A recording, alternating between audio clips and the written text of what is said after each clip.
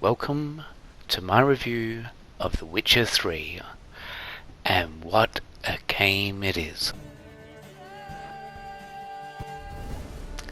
The Witcher 3 is based off of a series of books by Andrzej Sapkowski, a Polish author who writes of this mythical, or at least semi-mythical, land set as if in the European Middle Ages, where vast armies fight and the monsters walk the earth.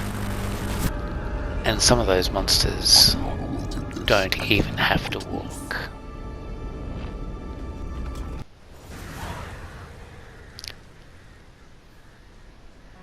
We begin our game with Geralt of Rivia, the Witcher, and his friend Vesemir, definitely not Geralt.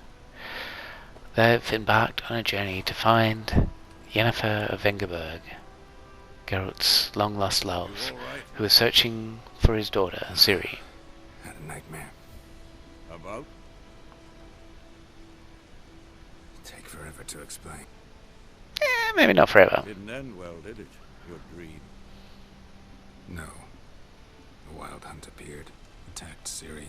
I couldn't move, stood there like a stump. It was just a dream.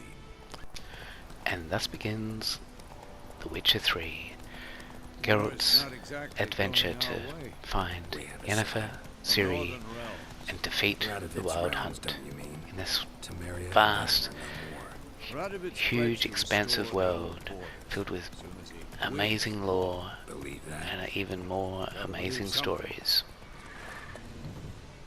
The Witchers are a semi-supernatural creature, formerly human beings that have been transformed into these mythical monster hunters, who of course go around the world dispatching monsters for a bit of ready coin.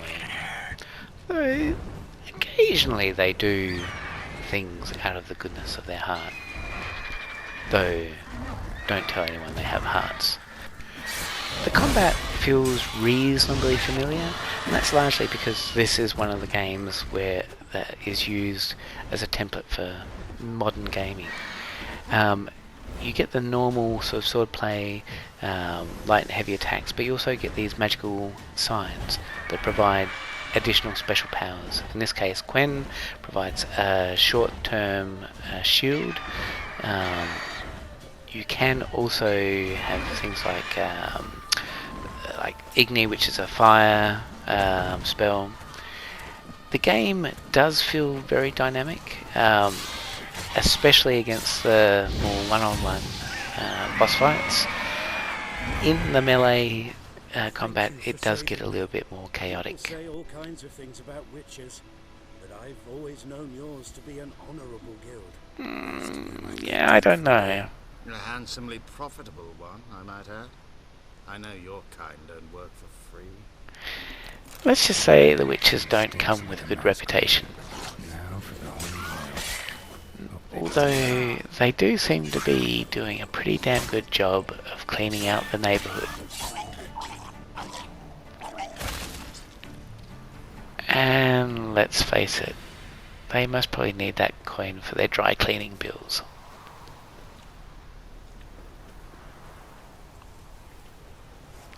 So, if you'll notice, witches carry two swords, a steel sword and a silver sword. The silver sword is used against magical beasts or foes. The steel sword against more down-to-earth enemies. So, okay, we've just seen Igni. I'm going to use an Ard here, and then an Axii. Axii is less dramatic. It basically just either stupefies them or can actually get them to fight for you if they're low enough level. You do also have the option of doing alternate signs or spells, though I don't tend to use them that much. Witches?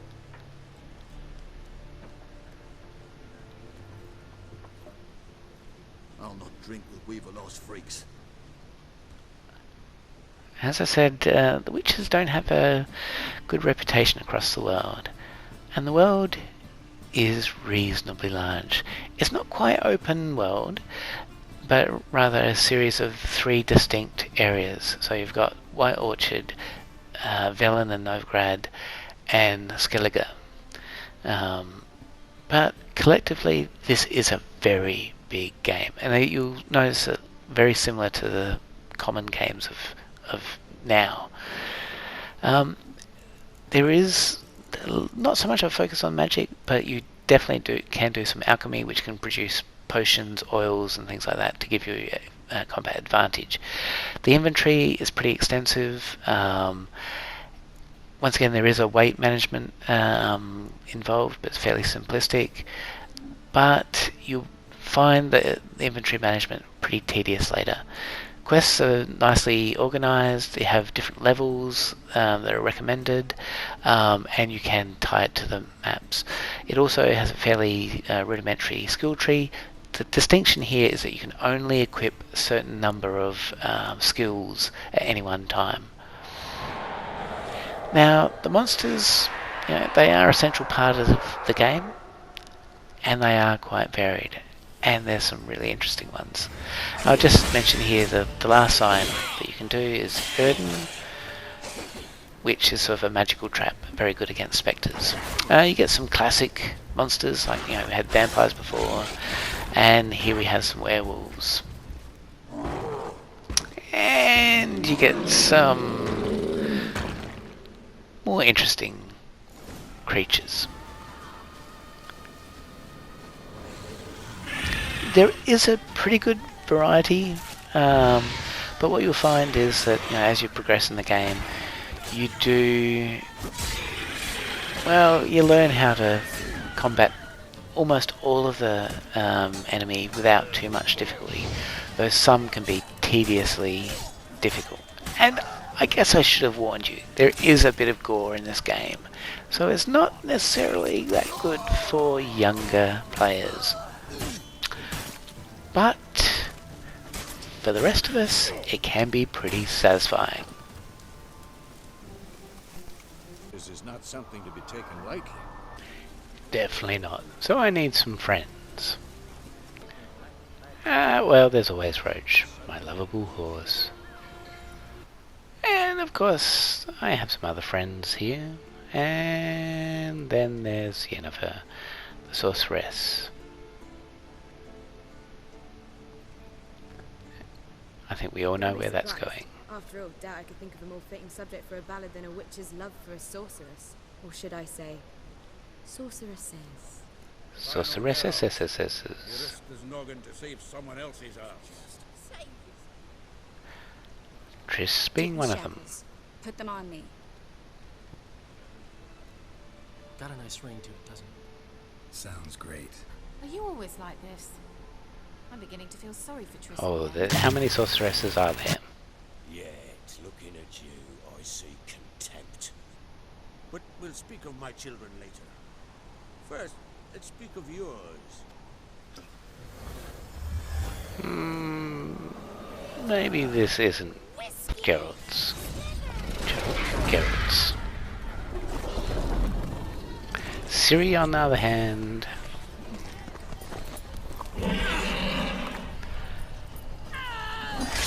definitely is. Although, minor spoiler, Ciri is adopted. Though it's not all work. Of course, there is a little bit of fun and relaxation. Wait, For what? we must talk to Krach.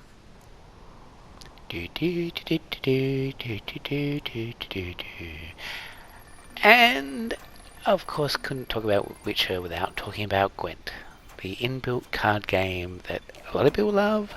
Me, not so much. Yes. At any rate, the king... And of course, we can't forget that the main point of this game is actually to find Ciri, who's in a whole world of hurt. So this is an amazing game. There's so much lore, so much detailed living. This does feel like a lived-in universe. Fantastic characters, great voice acting, huge amount of story. You could play for hundreds of hours on this. There's so many main quests and side quests. Fantastic. Fantastic music, brilliant graphics. This is a complete game, which is why it's used as a measuring stick for modern gaming. But it's not perfect. And, maybe there's too much complexity in the story, and it is a little bit hard to follow sometimes. The controls can be a little bit annoying. Oh, roach. And that especially goes with some of the combat. And the leveling that gets involved with the quests is annoying, as is the crafting. I hate trying to find ingredients for all these things. The load times are ridiculously slow. And be warned, there is some adult content. And I did mention Gwent. But all that said, this is an amazing game. It is a standout. 9.5 out of 10. It's a huge commitment to finish it, which I did, but it really simply is a perfectly bewitching experience. And now for something completely different.